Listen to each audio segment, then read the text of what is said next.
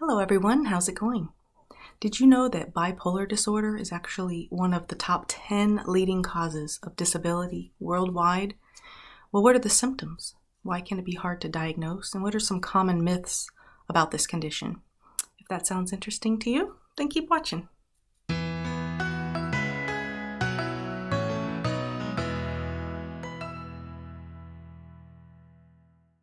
Bipolar disorder was formerly called manic depression. It's a mental condition that causes intense shifts in mood, energy levels, thinking patterns, and behaviors. When someone has this disorder, they experience highs called mania or hypomania. They're two distinct types of episodes, but they have the same symptoms. So they feel euphoric, they feel full of energy, or also they could feel unusually irritable. Now, even though they're the same symptoms for mania and hypomania, they're actually a lot more severe with mania. Now, when they experience lows, they actually feel very depressed, sad, hopeless, and they lose interest in activities.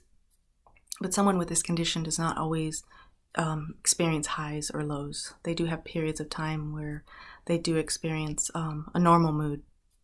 But there are two primary types. In order to be diagnosed with bipolar 1, you'd have to have had at least one manic episode that may be preceded by a hypomanic or major depressive episode. However, an episode of depression is actually not necessary for a diagnosis of bipolar 1.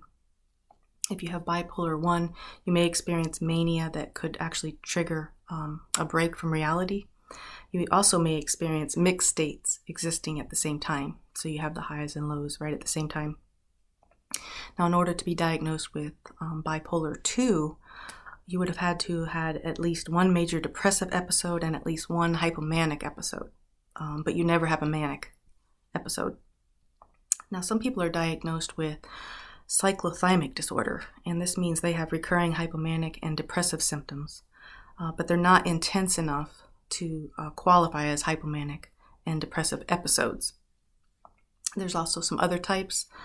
There's bipolar and related disorders that could be induced by certain drugs or alcohol or due to medical conditions.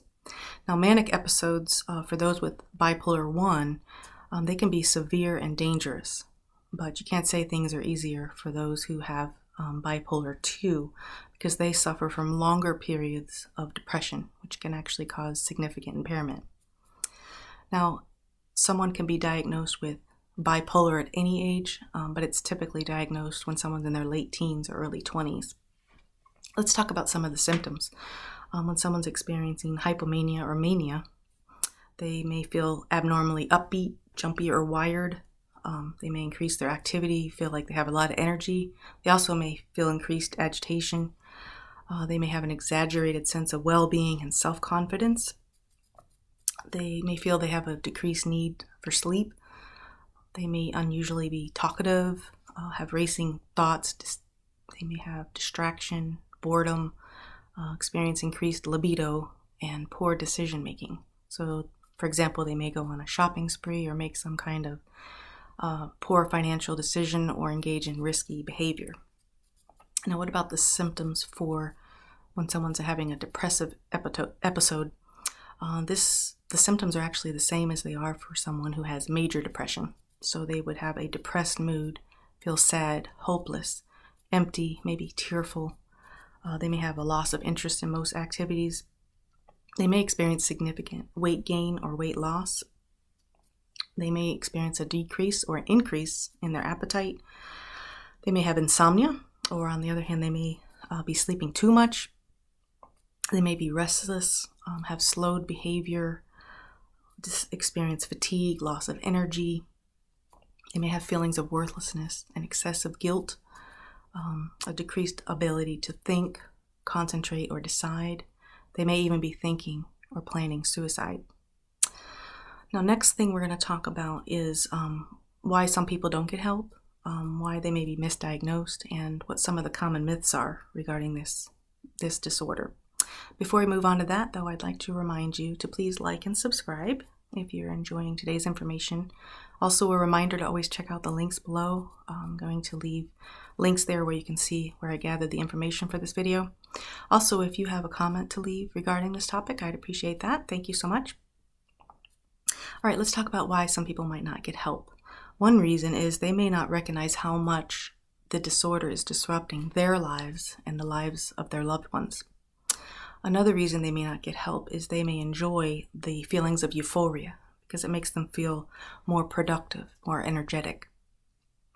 Now, why are some people misdiagnosed? Well, people tend to get help when they're depressed rather than when they're experiencing mania. So when they go to see a mental health professional, they could easily be diagnosed with depression rather than bipolar disorder. Also, when someone has bipolar disorder, they actually may develop psychotic symptoms like delusions and hallucinations. So it actually could be mistaken for schizophrenia or schizoaffective disorder. Now, another thing that might complicate matters is when people have bipolar disorder, they tend to have other conditions. They have anxiety disorders, possibly ADHD, PTSD, or maybe even substance use issues. Because of these conditions and the fact that memory is often impaired during mania, sometimes people don't even remember experiencing the episode. So they may not share that with the mental health professional. But everything I've read on this topic says it's so important to seek help, that this is not a condition that will get better on its own. If you or a loved one are experiencing suicidal thoughts, you definitely want to reach out for help. I'm going to leave in the description box below where you can reach out to the Suicide and Crisis Lifeline. Make sure you check out that information and get the help that you need. So something else that can be very important is to talk to your doctor, because there could be a medical condition such as hyperthyroidism that could be causing your symptoms. But a blood test can actually help them to determine that. But you definitely want to make sure when you speak with the mental health professional that you're very honest and thorough in describing what your symptoms have been and what you have been experiencing. Another very good suggestion is to bring a loved one along with you, because many times that can be helpful. They can actually share what they have observed about your behavior. You definitely want to keep positive, because with the appropriate treatment and support, even if you are diagnosed with a bipolar disorder, you can actually live a full and productive life, making sure that you get the proper treatment. All right, let's talk about 3 myths that many people think about when it comes to bipolar disorder. The first one is that some people feel that having a mania, experiencing mania, is better than being depressed. But when someone's experiencing a manic episode, they actually could make some very big mistakes where they could hurt themselves or hurt others. It could be something very embarrassing, and they may regret it later. So that's actually not such a great thing. The second myth is some people feel that if a loved one is experiencing a manic episode, they may feel that the actions of the person are voluntary. But sometimes when they're experiencing an episode like that, they are not in complete control of their actions. Now, the third myth, some people feel that if someone has bipolar disorder and they appear to be doing well, they seem very stable, that their treatment is over. But this is actually going to be an ongoing process. It's going to require lifelong treatment. So you definitely don't want to give up on that treatment. It's important to continue that treatment. You want to remember how much it can affect someone with this disorder. It can affect their sleep, energy, activity, judgment, their behavior, and their ability to think clearly. Also, if this condition is left untreated, it actually could be fatal.